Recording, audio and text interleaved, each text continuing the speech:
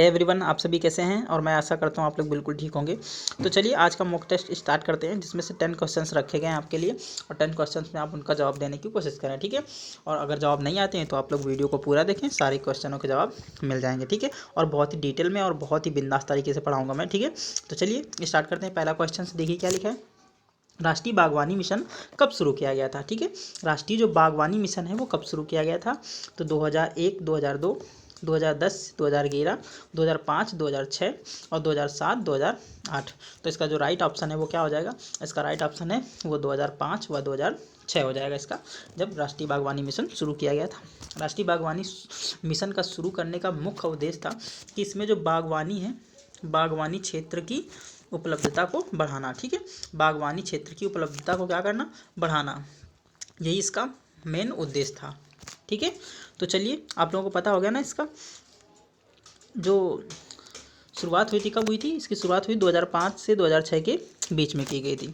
तो चलिए next question देखते हैं और देखते हैं राष्ट्रीय बागवानी मिशन के बारे में। भारत सरकार द्वारा राष्ट्रीय बागवानी मिशन की शुरुआत वर्ष 2005-2006 के दौरान केंद्र प्रायोजित योजना के रूप में, ठीक है, केंद्र प्रायोजित योजना के रूप में की गई थी। इस योजना का मुख्य उद्देश्य भारत में बागवानी क्षेत्र का व्यापक वृद्धि करने के साथ साथ बागवानी उत्पादन में वृद्धि करना था, ठीक है। तो चलिए नेक्स्ट देखते हैं क्वेश्चन नंबर 2 की तरफ।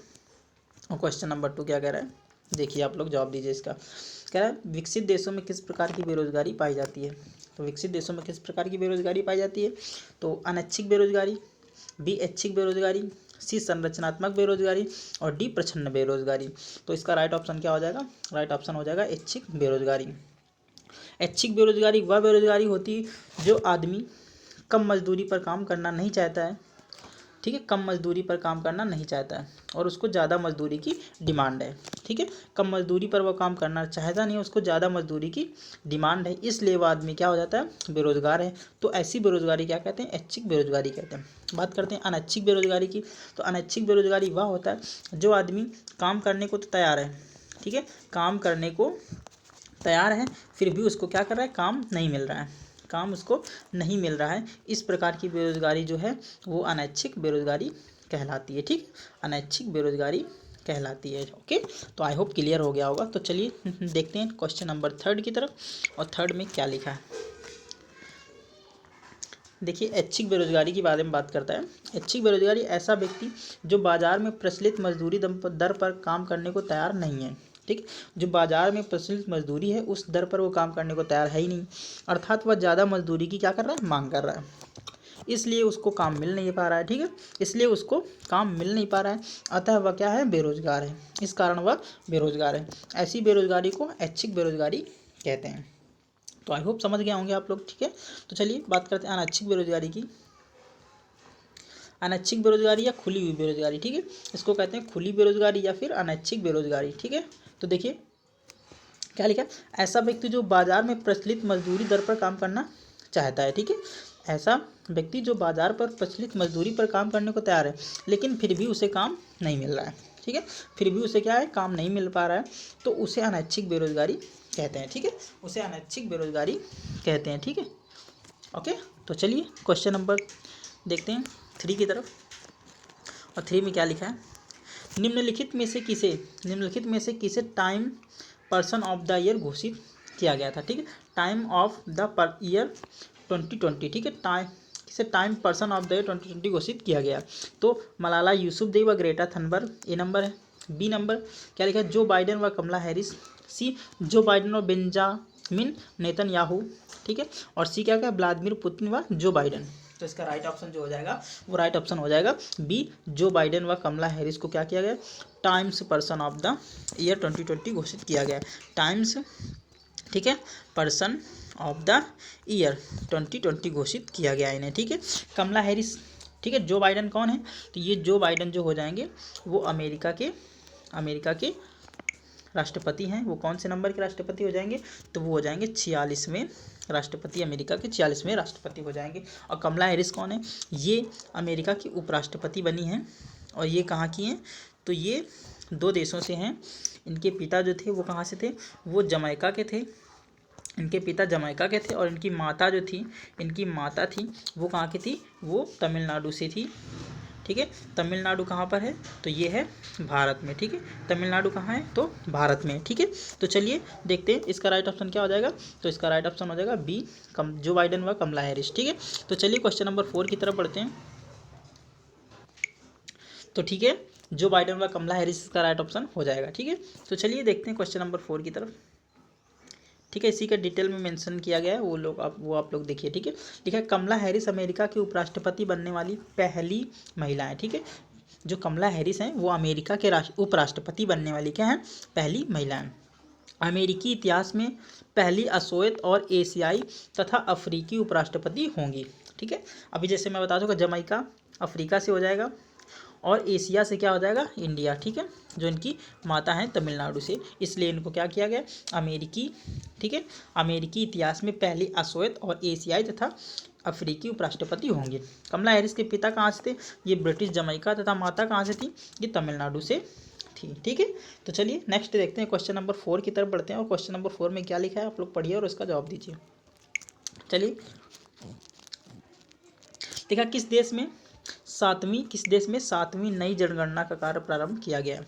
ठीक है, सातवीं जनगणना का, तो वियतनाम, श्रीलंका, भूटान या चीन। तो इसका राइट ऑप्शन क्या हो जाएगा, डी इज करेक्ट हो जाएगा। चीन में अभी क्या है, सातवीं जनगणना शुरू की गई है। ठीक है, चीन में सातवीं जनगणना शुरू की। क्या बात करते हैं भारत की, तो भारत में 2011 में मुख्य रूप से जनगणना हुई थी और हर 10 वर्ष बाद भारत में जनगणना होती है। तो अब 2021 में जनगणना होनी है भारत की। ठीक है, तो आई होप आप लोग इस क्वेश्चन का ऑप्शन समझ में गए होंगे। तो इसका राइट ऑप्शन क्या हो जाएगा, इसका राइट ऑप्शन हो जाएगा डी इज करेक्ट। चीन में सातवीं नई जनगणना का कार्य शुरू हुआ है। तो चलिए क्वेश्चन नंबर 5 देखते हैं। क्वेश्चन नंबर 5 क्या कह रहा है, रेडियो तथा टेलीविजन के प्रसारण में। ठीक है, रेडियो तथा टेलीविजन के प्रसारण में कौन सी वायुमंडलीय परत का उपयोग किया जाता है। तो इसका ए नंबर कह रहा है मध्य मंडल, बी आयन मंडल, सी बहिर्मंडल और डी क्षोभ मंडल। तो इसका राइट ऑप्शन क्या हो जाएगा, इसका राइट ऑप्शन हो जाएगा आयन मंडल। ठीक है, आयन मंडल में क्या किया जाता है, रेडियो तथा टेलीविजन, ठीक है, के प्रसारण में यही इस परत का उपयोग किया जाता है। कौन सी परत हो जाएगी, वो हो जाएगी आयन मंडल। आयन मंडल, ठीक है, आयन मंडल की ऊंचाई जो होती है वो 80 किलोमीटर से लेके, ठीक है, 700 किलोमीटर तक होती है। ठीक है, इसी परत में रेडियो तरंगे पाई जाती हैं। ठीक है, इसी परत में रेडियो तरंगे पाई जाती हैं। ठीक है, चलिए नेक्स्ट देखते हैं। क्वेश्चन नंबर 6 लिखा, विश्व पर्यावरण दिवस मनाया जाता है। ठीक है, विश्व पर्यावरण दिवस मनाया जाता है 21 मार्च, 23 सितंबर, 5 जून या 25 मई को। ठीक है, तो चलिए देखते हैं क्या लिखा है। तो इसका राइट ऑप्शन क्या हो जाएगा, इसका राइट ऑप्शन हो जाएगा 5 जून को जो है वो विश्व पर्यावरण दिवस मनाया जाता है। ठीक है, यह है 1900 भारत में। ठीक है, कब, भारत में 1974 से लगातार मनाया जा रहा है। ठीक है, भारत में 1974 से लगातार मनाया जा रहा है। ठीक है, ओके, ये क्यों मनाया जाता है, तो इसका मेन उद्देश्य जो होता है भारत में जितनी भी प्राकृतिक धरोहर हैं, ठीक है, जितनी भी प्राकृतिक धरोहर हैं उनको क्या करना है, सुरक्षित रखने के लिए। ठीक है, उनको सुरक्षित रखने के लिए, ठीक है, उनको सुरक्षित रखने के लिए क्या मनाया जाता है, विश्व पर्यावरण दिवस मनाया जाता है। ओके, तो चलिए नेक्स्ट देखते हैं क्या लिखा है। लिखा है विश्व पर्यावरण दिवस पर्यावरण की सुरक्षा और संरक्षण हेतु पूरे विश्व में मनाया जाता है। ठीक है, इस दिवस को मनाने की घोषणा संयुक्त राष्ट्र ने पर्यावरण के प्रति वैश्विक स्तर पर राजनीतिक और सामाजिक जागृति लाने के लिए वर्ष 1972 में की थी। ठीक है, जो क्या था, संयुक्त राष्ट्र ने 1972 में इसको शुरू किया गया था, लेकिन भारत में वर्ष 1974 से इसको प्रतिवर्ष मनाया जाता है। ठीक है, प्रतिवर्ष इसको मनाया जाता है, कब से, 1974 से लेके। ठीक है, तो चलिए देखते हैं क्वेश्चन नंबर 7 की तरफ। और क्वेश्चन नंबर 7 में क्या लिखा है, लिखा है निम्न में कौन सा देश कैस्पियन सागर से अपनी सीमा साझा नहीं करता है। ठीक है, फ्रेंड्स नहीं पूछ रहा है, तो तुर्कमेनिस्तान हो जाएगा, कजाकिस्तान हो जाएगा, रूस हो जाएगा और उज्बेकिस्तान हो जाएगा। तो फ्रेंड्स आप लोग इसके लिए आप लोग 5 सेकेंड ले सकते हैं। ठीक है, तो चलिए मैं इसका ऑप्शन बता दे रहा हूँ। तो इसका राइट ऑप्शन क्या हो जाएगा, इसका राइट ऑप्शन हो जाएगा उज्बेकिस्तान इज करेक्ट हो जाएगा। ठीक है, उज्बेकिस्तान इज करेक्ट हो जाएगा, क्योंकि तुर्कमेनिस्तान, कजाकिस्तान और रूस ये तीनों देश क्या हैं, कजाकिस्तान से अपनी सीमा को साझा कैस्पियन सागर से अपनी सीमा को क्या करते हैं, साझा करते हैं। ठीक है, तो चलिए देखिए मैप के थ्रू मैं बताता हूँ। ये देखिए मैप है, ठीक है, और कजाकिस्तान कहाँ पर है, ये कजाकिस्तान यहाँ पर बसा हुआ है। ठीक है, ये कजाकिस्तान है और ये कैस्पियन सागर कौन सा है, ये कैस्पियन सागर है।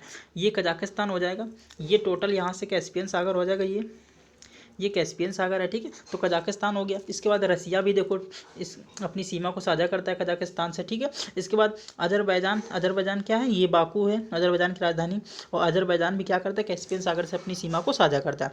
बात करते हैं तुर्कमेनिस्तान, तो देखो ये तुर्कमेनिस्तान भी क्या, तुर्कमेनिस्तान भी क्या करता है, अपनी सीमा को कैस्पियन सागर से साझा करता है। अब उज्बेकिस्तान की बात करते हैं, तो यहाँ पर बसा हुआ है उज्बेकिस्तान। ठीक है, यहाँ पर बसा हुआ है उज्बेकिस्तान, और उज्बेकिस्तान क्या करता है, कैस्पियन सागर से अपनी सीमा को साझा नहीं करता है। ठीक है, तो चलिए नेक्स्ट देखते हैं आगे। लिखा है ग्रेट डिवाइडिंग रेंज किस महाद्वीप की सबसे बड़ी पर्वत श्रृंखला है। ठीक है, तो बात करता है ग्रेट डिवाइडिंग रेंज की।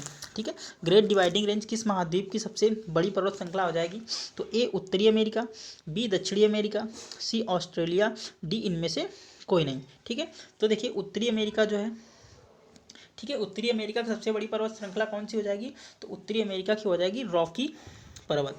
कौन सी हो जाएगी, रॉकी पर्वत जो हो जाएगी वो सबसे बड़ी पर्वत श्रृंखला कहाँ की है, उत्तरी अमेरिका की, उत्तरी अमेरिका की। बात करते हैं दक्षिणी अमेरिका की सबसे बड़ी पर्वत श्रृंखला कौन सी हो जाएगी, तो वो हो जाएगी एंडीज पर्वत श्रृंखला।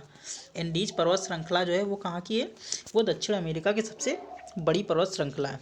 ऑस्ट्रेलिया की बात करते हैं, तो यहाँ की ग्रेट डिवाइडिंग रेंज जो है वो यहीं की क्या है, सबसे बड़ी पर्वत श्रृंखला है। किस देश की है, तो वो ऑस्ट्रेलिया देश की हो जाएगी, और ऑस्ट्रेलिया महाद्वीप की भी हो जाएगी। आई होप आप लोगों को समझ में आ गया होगा। तो चलिए बढ़ते हैं क्वेश्चन नंबर 9 की तरफ।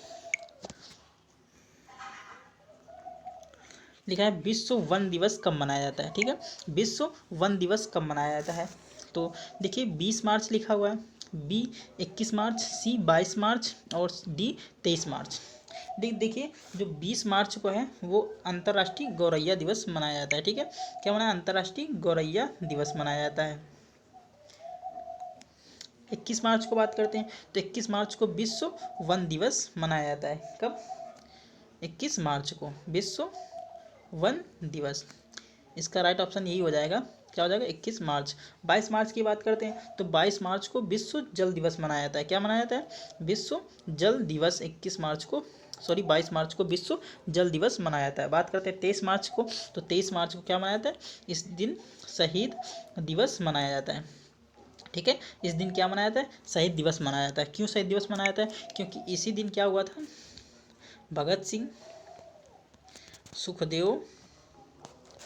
सुखदेव और किसको, राजगुरु, इन तीनों को क्या हुई थी, फांसी की सजा हुई थी। कब, 23 मार्च 1931 को। ठीक है, कब, 23 मार्च 1931 को। ठीक है, चलिए नेक्स्ट देखते हैं। क्वेश्चन नंबर लास्ट है आज का, और आप लोग उसका जवाब दीजिए। देखिए लिखा है बिल्ली का पीछा करते हुए। ठीक है, बिल्ली का ये बहुत ही इंपॉर्टेंट क्वेश्चन है फ्रेंड्स, इसको 3 स्टार बना लेना।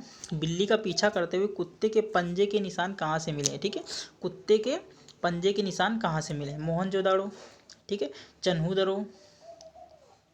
चन्हूदड़ो लिख लेना, कालीबंगा, या इनमें से कोई नहीं। तो इसका राइट ऑप्शन जो हो जाएगा वो क्या हो जाएगा, इसका राइट ऑप्शन हो जाएगा चन्हूदड़ो। बीज करेक्ट हो जाएगा। चन्हूदड़ो से क्या मिले हैं, बिल्ली का पीछा करते हुए कुत्ते के पंजे के साक्ष्य मिले। कहाँ पर मिले हैं, तो चन्हूदड़ो में मिलेंगे। ठीक है, देखो मोहनजोदड़ो में क्या मिले, यहाँ से बहुत ही प्राचीन कुएं के साक्ष्य मिले हैं। ठीक है, कुएं के साक्ष्य मिले हैं। ठीक है, बात करते हैं कालीबंगा, यहाँ जूते हुए खेत का साक्ष्य मिला है, जूते हुए खेत का साक्ष्य मिला था। और चन्हूदड़ो से पता ही चल गया बिल्ली का पीछा करते हुए कुत्ते के पंजे का स्थान। ठीक है, तो आई होप आप लोगों को आज का वीडियो क्या होगा, पसंद आया होगा। तो आप लोग फ्रेंड्स, अब मैं कहता हूँ आप लोगों से क्या करिए, वीडियो को लाइक करें, शेयर करें, और चैनल को क्या करें, सब्सक्राइब करें। ठीक है, तो तो मिलते हैं नेक्स्ट वीडियो के साथ नेक्स्ट डे, तब तक के लिए टेक केयर, बाय बाय और स्टडी करते रहिए, ठीक है। तो